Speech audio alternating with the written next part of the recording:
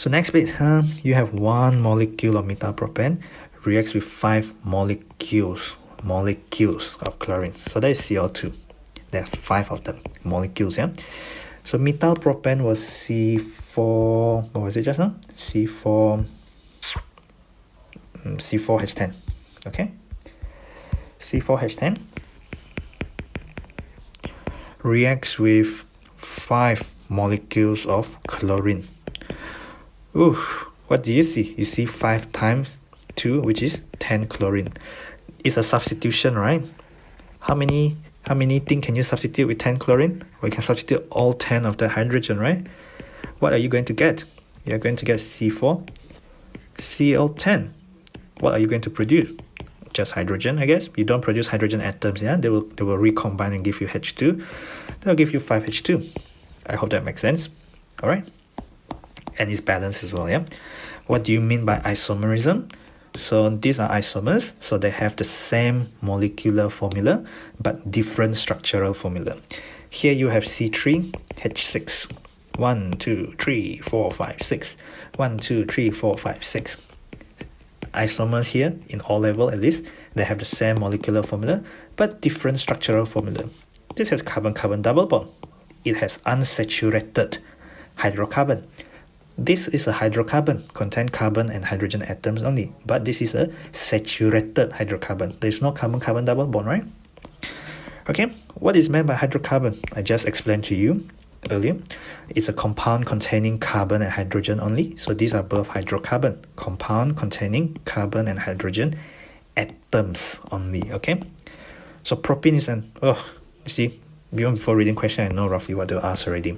So propene contains carbon-carbon double bond, and there is only carbon-carbon single bond, right? So unsaturated propene has carbon-carbon double bond. I guess you don't need to write double bond, but you know, I can also write it to be clear. Saturated cyclohexane only has carbon-carbon single bond. There is no double bond at all, okay? Now you want to distinguish. Distinguish means you want to tell apart. So that means you cannot just say result with this. You have to say with this, the positive result, and the negative result with that.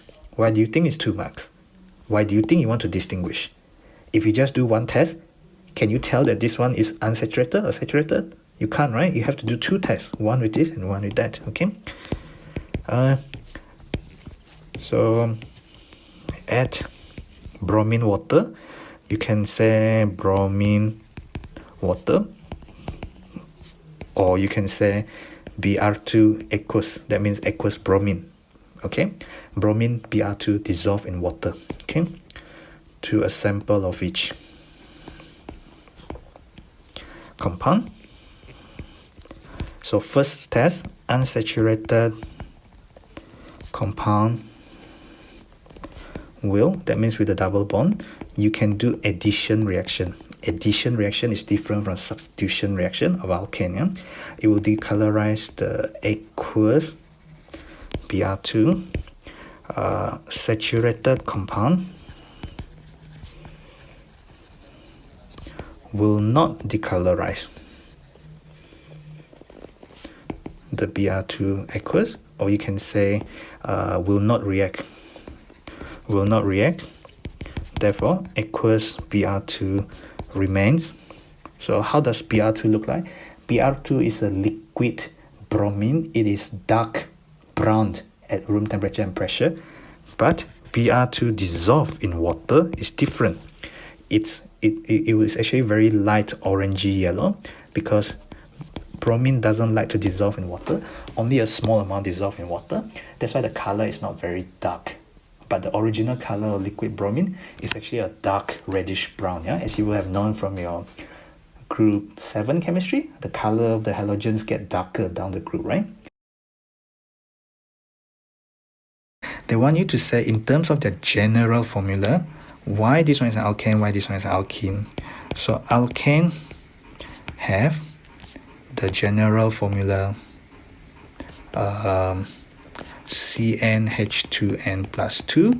So where n equal to 3, then C3H2 3 plus 2 is equal to C3H8, therefore an alkane. Do the same for an alkene.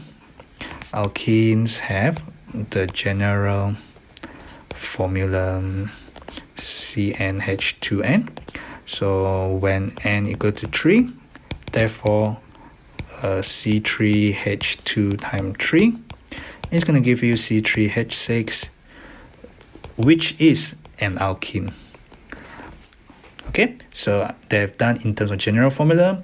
I have used the specific examples to show that one is an alkane and the other one is an alkene as required. Yeah. In the presence of UV light, there is ultraviolet, in case you don't know. What type of reaction when you have C3H8 reacts with chlorine? So you go from C3H8, you add chlorine and you form that. So what you have done essentially is, this is chlorine and chlorine. You have broken this and now you have formed HCl. What happened then is the C3H8, you have a CH and now you have a CCl. So you have replaced this with the halogen. So this is actually a substitution reaction. You replace the H with the Cl.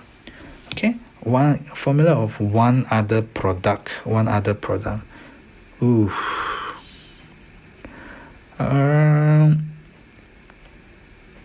Two of the products form. What else can you form? Well, I mean, like, it can go on and on. So one possible other product could be multiple substitution. So you know how substitution here is just a single substitution, but you have so many CH bonds, so you could go on to have multiple substitution product. So think about other substitutions. So as you have C3H7Cl, take out another hydrogen such as 7, so now you're left with 6. Now replace that hydrogen with chlorine, so altogether you have that. I mean, in fact, I can tell you free radical substitution reaction, you can just produce multiple product. So you can have many other products. They just one for one. I wish they have said suggest another product rather than give the formula of one other product, but these are the kind of thing you wouldn't necessarily do in O level. These are actually covered in AS level chemistry, which is A level chemistry. So I think they just want you to be able to think further. Okay, so similarly you can have C3H5, but then you have Cl3. Basically you can keep on substituting essentially. C3H6 is an alkene.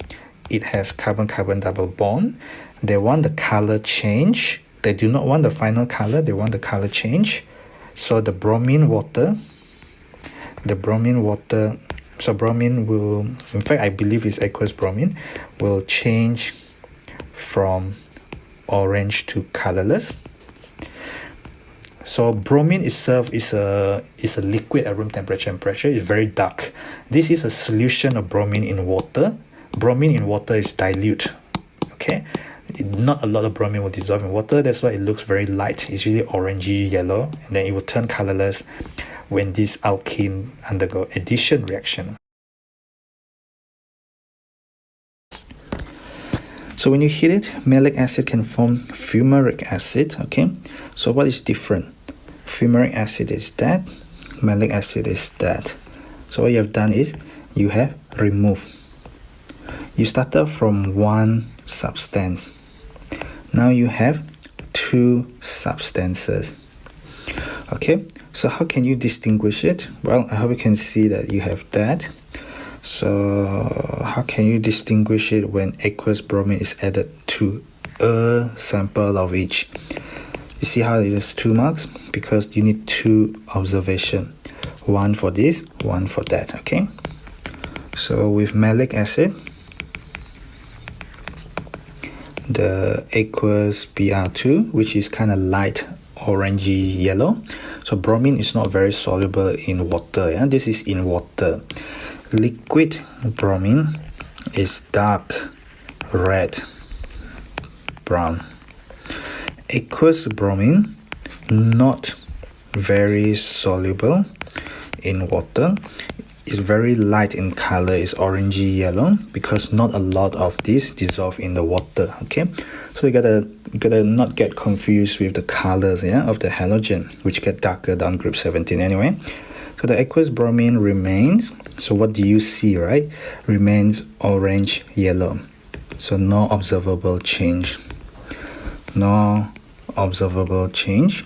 You should state specifically what color you see in that case. With fumaric acid, the aqueous Br2 gets decolorized, okay, becomes colorless. I don't need to say the color again because previously I already say it was orange yellow, so it's orange yellow to colorless. Okay, if you want to, you can say it, but really up to you.